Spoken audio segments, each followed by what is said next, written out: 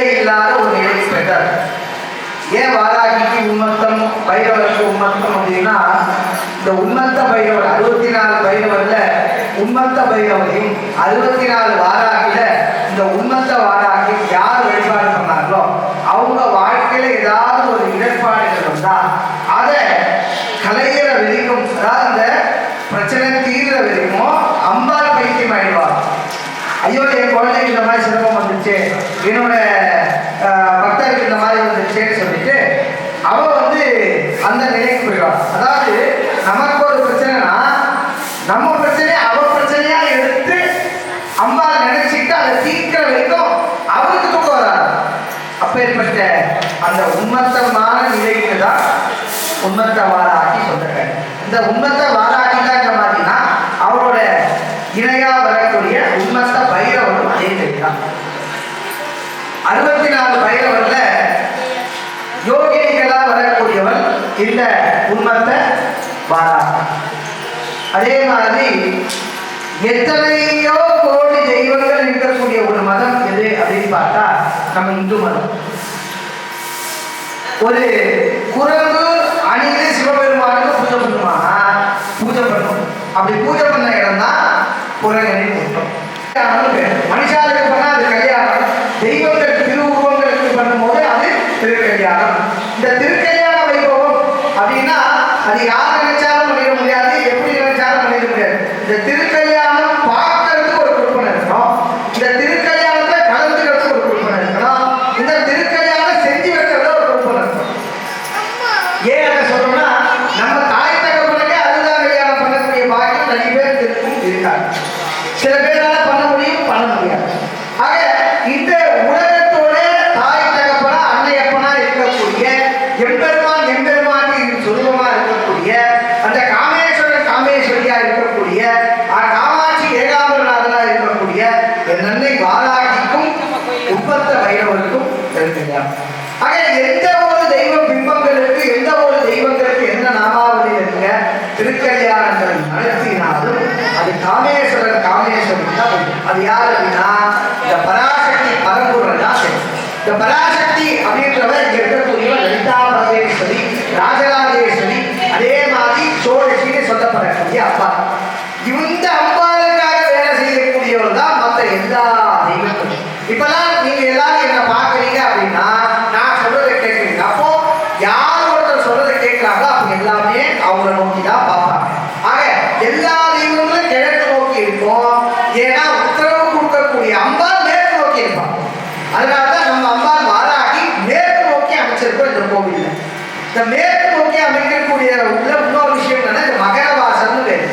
சனி பகவானால ஏற்படக்கூடிய உபாதைகள் பம்பு வழக்கு சிக்கல்கள் மனசத்திலிருந்து விடுபட முடியும்னா அது நம்ம ஆலயம் நிச்சயமா அதுக்கான ஒரு பெரிய இடமாக இருக்கு.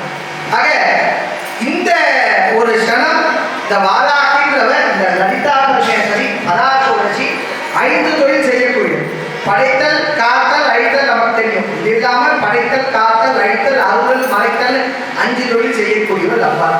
இந்த அம்பாளோட சேனாதிபதி தான் அன்னை வாராகி. இந்த அம்பாளோட மந்திரி தான் மாத்தக்கி.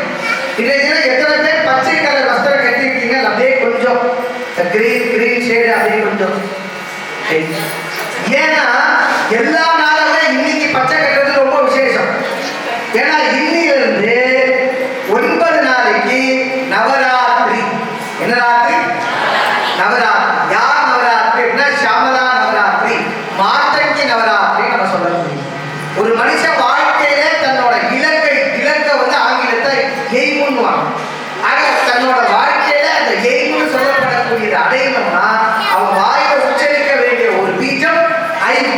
இந்த 5ன்ற பீஜம் அன்னை மாதங்கி மகாசரஸ்வதி வாக்குகிறார். ஆக இந்த 5ன்ற பீஜம் இங்க சொல்வதனாலே வாழ்க்கையில எல்லா செல்வங்களையும் அடையணும். வாராகி வழிபாடு பண்றதுக்கும் மாதங்கி வழிபாடு பண்றதுக்கும் ஒரு வித்தியாசம். இந்த வாராகி வழிபாடு பண்றவங்க குரல் கொஞ்சம் போய் அடங்காது. பண்றியா இல்லையா? வாரா போய் நிலமே நான் என்ன பண்ணட்டும் அது மாதங்கி.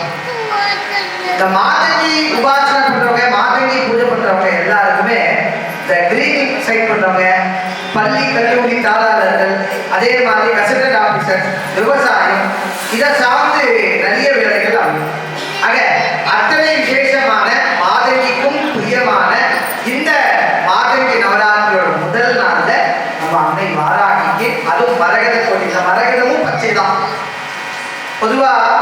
ஸ்ரீசக்கரத்துல எத்தனை நிலைகள் இருந்தாலும் அந்த 16வது பருவால வாராகிக்கு அந்த பராசக்தி கொடுத்துருக்கக்கூடிய கோட்டை பேர் தான், அந்த பேலஸ் பேர் தான் மரகத கோட்டை. எஃகு கோட்டை, தாமர கோட்டை, தங்க கோட்டை, பவழ கோட்டைன்னு அத்தனை கோட்டைகள் அந்த ஸ்ரீசக்கரத்தில் இருக்கு.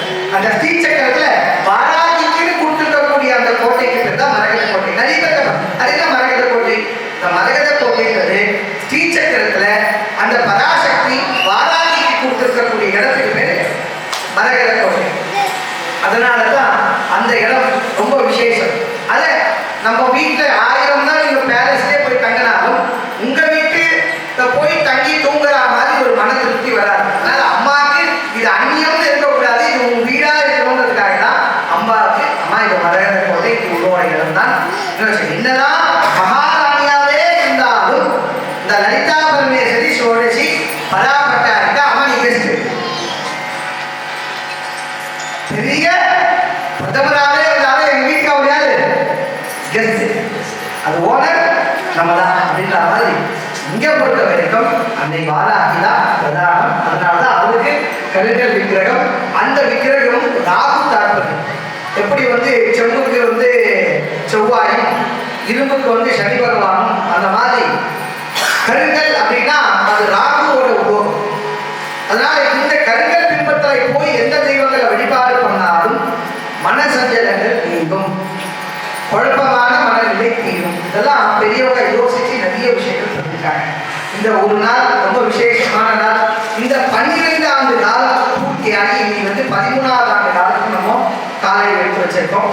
இந்த 12வது ஆண்டோட இந்த வருஷாபிஷேகத்தோட தேதி மாறலாம். ஏன்னா அடுத்து 13வது வருஷம் நம்ம கும்பாபிஷேகம் எந்த தேதி வைக்கிறோமோ அதுல இருந்து அடுத்த 12 வருஷத்துக்கு அந்த தேதிகள் மாறும். ஆக இதுல நம்ம அம்பால போயிட்டு நின்று அம்பாள் நம்ம கையால இந்த மஞ்சள் அபிஷேகம் பண்றதுன்றது பெரிய பாக்கியம். இன்னைக்கு வியாழக்கிழமை ரொம்ப விசேஷமான குருவுக்கு உண்டான நாள். இன்னைக்கு அம்பாளுக்கு பிரியமான மஞ்சள், அதுவும் மஞ்சள் கலர் குருவோட நாள்ல நம்ம பண்ணியிருக்கோம். குரு பார்க்க கோடி நன்மை, அம்பாள் பார்க்க எல்லாத்தையுமே அது நல்லது நடக்கும். ஆக விசேஷமான இந்த நாட்கள்ல நம்ம பெரியவங்களுக்கு திருமணம் பண்ண முடியலன்ற ஒரு குறை இருந்தாலும் அதையும் நீக்கி எல்லாருக்காகவும் எல்லா பிறப்புக்கும் அம்பா தான் தாய் நகப்பட்டதால் அவங்களோட கல்யாணத்தை கண்குள்ள பாருங்க. தயவு செய்து எந்த விதமான மற்ற விஷயங்களை பேச வேண்டாம். ஏன்னா நம்ம வீட்டு கல்யாணத்துக்கு யார் வருவா அப்படின்னு பார்த்தீங்கன்னா நம்ம உற்றார் உறவினர் சொந்த பந்தம். தெய்வத்தோட திருக்கல்யாணம் பார்த்தீங்கன்னா சனகாதி முனிவருக்கும் தேவாதி தேவர்களும் வருவாங்க. அப்படி அவங்க வரச்ச அவங்க ஒவ்வொருத்தருக்கும் நீ வீடு வச்சுக்கோ, கார் வச்சுக்கோ, பங்களா வச்சுக்கோன்னு மாட்டாங்க. ததாஸ்து ததாஸ்து ததாஸ்து. ஆகையால நீ என்ன நினைக்கிற அப்படியே ஆகணும். நல்ல விஷயங்கள் அம்பாலோட நாமாவளி, பரிபூர்ணமான சந்தோஷமான நிகழ்வுகள். ஒரு பெண்ணுக்கு பெரிய ஒரு சந்தோஷம் என்னன்னா இந்த திருமாங்கல்ய தானம் தான். ஆகையால அப்பேற்பட்ட நிகழ்வுல நம் மனக்குறையெல்லாம் அம்பாளுக்கு கொட்டி இந்த குறைகளெல்லாம் அம்பாள் நிறையாக்கணும்னு பிரார்த்தனை பண்ணுங்க. கூடுமானவரை என்ன காரியங்களை எழுதி வந்தோமோ அது ஈடேறணும்னு பிரார்த்தனை பண்ணுங்க. அதை தொடர்ந்து இப்போ சங்கல்பம் தம்பதி சங்கல்பமாக நடக்கும். இதுல இந்த பக்கம்லாம் பைய விழாவும் அந்த பக்கம்லாம் பொண்ணு விழாவும் பாவனை பண்ணிருக்கோம். சங்கல்பம் பண்ணிக்கோங்க. யாராலும் அம்பாலோட அடுத்த நிகழ்வுகள்லாம் நடக்க இருக்கிறது. அப்போ ஒன்றுனா பொறுமையாக நிதானமாக அம்பாவை கண்டுக்கங்க. முடிச்சோடனே அம்பாலோட கல்யாண பிரசாதமும் அவசியம் எல்லாரும் எடுத்துட்டு போகணும். கூடுமான வரைக்கும் அம்பாலோட திருநாமம் மட்டும் சொல்லுங்க. நமோ